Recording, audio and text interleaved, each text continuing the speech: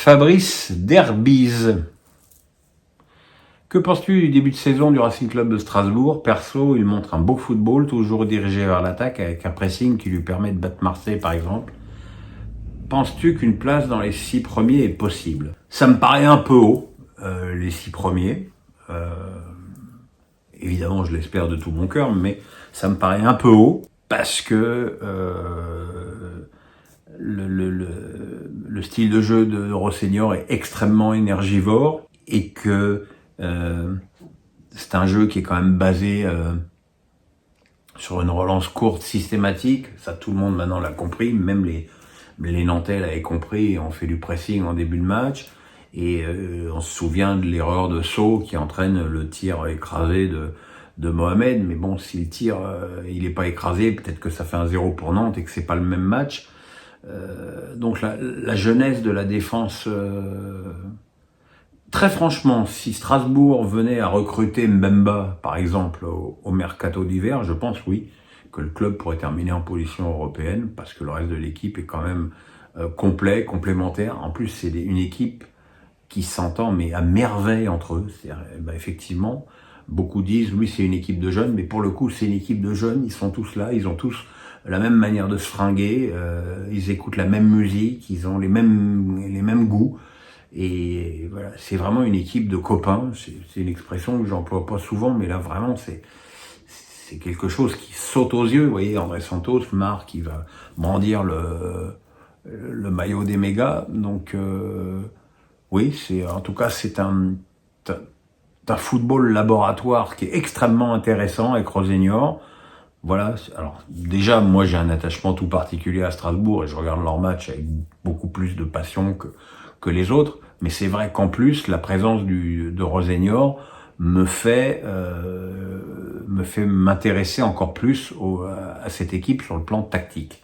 Et d'ailleurs, je serai normalement au prochain match du Racing à la Méno contre Monaco. Johnny Domar me dit: est-ce que déménager dans les Yvelines et construire un stade plus grand n'est pas une mauvaise idée, d'autant plus que le PSG sans star peine à remplir les tribunes? Je vois pas où t'as vu que le PSG peinait à remplir les tribunes, puisque tous les matchs au parc depuis le début de la saison ont été joués à guichet fermé, et tous les matchs du PSG à l'extérieur sont à guichet fermé. Donc mauvaise opinion. Déménager du parc, je peux comprendre les raisons. Avoir un parc, c'est pour le coup avec hôtel, studio télé, studio de cinéma, boutique, restaurant. Je vois bien ce PSG Land, je vois bien l'idée des Qataris derrière ça. Maintenant, je pense que si tu fais ça à 25 bornes de Paris, c'est suicidaire. Je veux dire, même à Poissy, c'est trop loin. Les Qataris devraient surtout miser sur les prochaines municipales à Paris, et la possibilité, prions, pour que Anne Hidalgo prenne un coup de chausson et que le nouveau maire de Paris soit peut-être plus disposé à vendre le parc aux Qataris. Déjà, tu ne vendras pas le stade aux Qataris, tu vendras le stade au Paris Saint-Germain. Ça veut dire que le jour où les Qataris vendront, les repreneurs seront propriétaires du parc. Donc quelque part, ça n'appartiendra aux Qataris que s'ils restent propriétaires du club.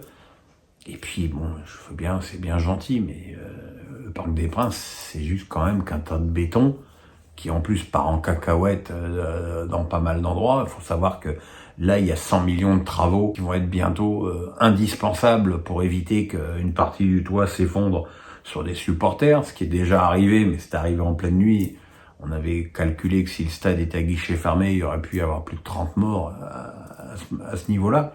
Donc, qui va payer ça? Le locataire ou la ville de Paris qui est déjà endettée jusqu'à la rate? Moi, je pense que la meilleure solution serait de vendre le Parc des Princes au club et non pas aux Qataris. Julien Boniffon me dit: Mikotadze a enfin lancé sa saison avec Lyon. Quelle solution verrais-tu pour l'associer efficacement avec Lacazette, ou sont-ils selon toi non complémentaires? Tu te retrouves presque avec le même problème qu'avec Vinicius et Mbappé au Real. c'est que tu as deux mecs qui veulent jouer au même poste et deux mecs qui sont pas à l'aise sur un côté. D'autant plus que Pierre Sage joue très régulièrement en 4-3-3 et que Fofana me semble totalement indiscutable et indispensable dans cette équipe. Je pense que toute la saison, ce sera l'un ou l'autre et que peut-être à la fin de la saison, Lacazette partira faire fructifier son talent pour un dernier gros contrat en Arabie et que Mikotadze deviendra l'avancante titulaire de l'OL. Les voir jouer les deux ensemble, à moins de voir jouer en 4-2-4 avec mais bon, c'est toujours pareil, qui tu vas mettre Fofana à gauche, mais qui tu vas mettre à droite, Cherki, c'est bête, Noama n'a pas le niveau. C'est compliqué, mais il fallait peut-être y penser avant. Mais aussi peut-être que l'OL a recruté Mikotadze en pensant que Lacazette allait partir. Enzo Kwetmelek, ça doit être breton ça. Ton maillot préféré de Ligue 1 cette saison? Ton maillot favori de ta collection? Après, il me dit qu'il adore suivre mes vidéos et mon humour atypique. Merci Enzo.